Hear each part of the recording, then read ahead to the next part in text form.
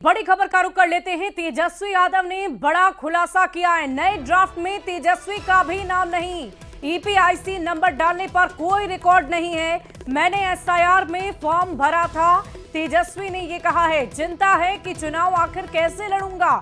आपको बता दें कि बिहार में एसआईआर का काम युद्ध स्तर पर चल रहा है। एसआईआर पर तेजस्वी यादव ने ये बड़ा खुलासा किया है कि नए ड्राफ्ट सूची में उनका भी नाम शामिल नहीं है। ईपीआईसी नंबर डालने पर भी कोई रिकॉर्ड सामने नहीं आ रहा है। मैंने एसआईआर में फॉर्म भी भरा था। चिंता की बात यह है कि आखिर चुनाव लड़ूंगा तो कैसे। ये एक बड़ी खबर इस वक्त की हम आपको बता रहे हैं। नेता प्रतिपक्ष तेजस्वी यादव का ये बड़ा खुलासा है।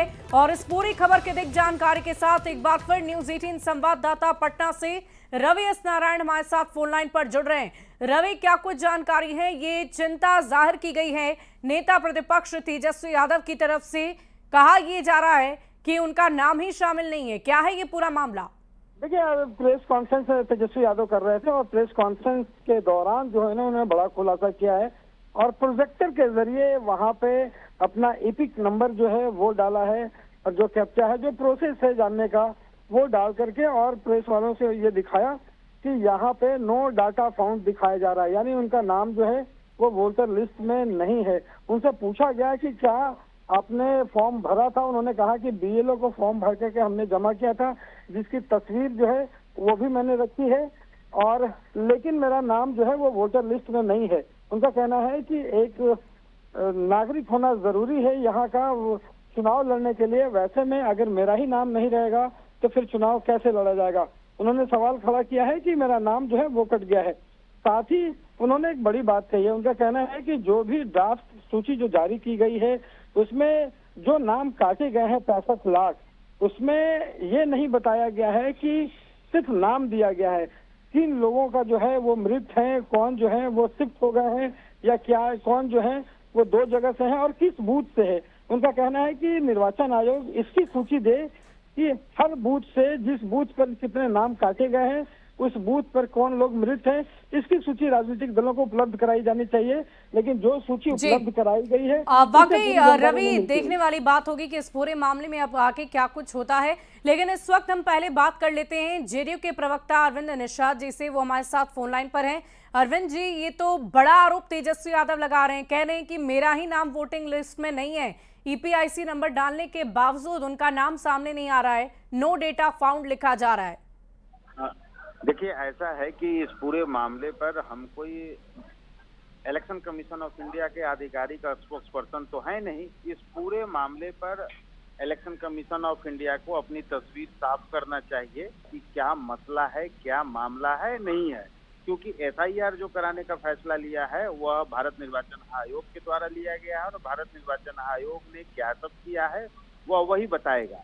वहीं दूसरी ओर भारत निर्वाचन आयोग के गाइडलाइन के मुताबिक प्रत्येक बूथ पर BLA 1 BLA 2 बनाना है, तो सभी दलों के लोग वहां बनाए हैं कि नहीं बनाए हैं, कौन लोग छूट गए हैं, क्या है नहीं है, इसकी भी जवाबदेही राजनीतिक पार्टियों को लेना चाहिए। उसके बारे में भी बताना चाहिए कि भाई जब ग्रास लेवल रूट पर भी हमारा संगठन है, तो इन संगठन में होने के बावजूद हमारा संगठन क्यों नहीं वहां तक है, ये भी एक पॉलिटिकल पार्टी को चाहिए। चलिए अरविंद जी, आपको रोकना चाहूंगी। हमारे साथ इस वक्त राम सागर जी बीजेपी प्रवक्ता जुड़ रहे हैं, उनका रुख कर लेती हूँ। और राम सागर जी, ये बताइए कि तेजस्वी यादव की तरफ से लगाए गए इस बड़े आरोप पर आपकी पहली प्रतिक्रिया क्या होगी?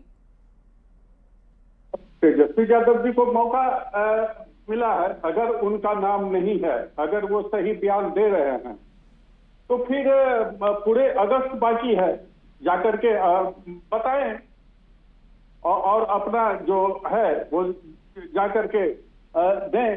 हो सकता है कि इनका 2 जगह नाम हो, ऐसा भी हो सकता है क्योंकि बहुत लोगों का इसी तरह से नाम कटा है कि 2 जगह है। दिल्ली में रहते होंगे तो हो सकता है कि रहा हो, एग्जैक्ट बात नहीं जानता हूँ, संभावना में। और राम सागर जी, क्योंकि अब इस तरह की परिस्थिति जब सामने आई है, ऐसे जब तेजस्वी यादव की तरफ से आरोप लगाए जा रहे हैं, तो जाहिर है विपक्ष और भी ज्यादा सवाल खड़े करेगा।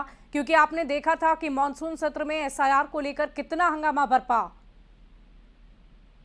देखिए, हंगामा करना इनका काम रह गया है और तो कुछ काम है नहीं।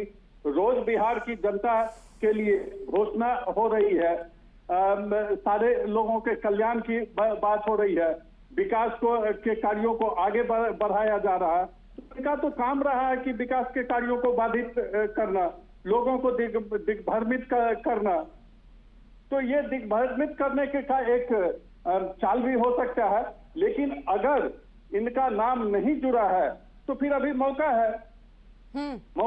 ये तो जिस समय कोरोना काल था उस समय भी लोगों को दिग्भ्रमित कर रहे थे, ये टीका नहीं लगवा रहे थे और लोगों को बता रहे थे। तो हमने इनके खिलाफ बयान दिया था कि आप ये बात भी नपुंसकता की बात कर रहे थे वो उस समय टीके पर इनके पार्टी की ओर से। तो हमने कहा था कि तेजस्वी जी आप टीका लगवाएं, इससे नपुंसक लोग नहीं होते हैं, आप नपुंसक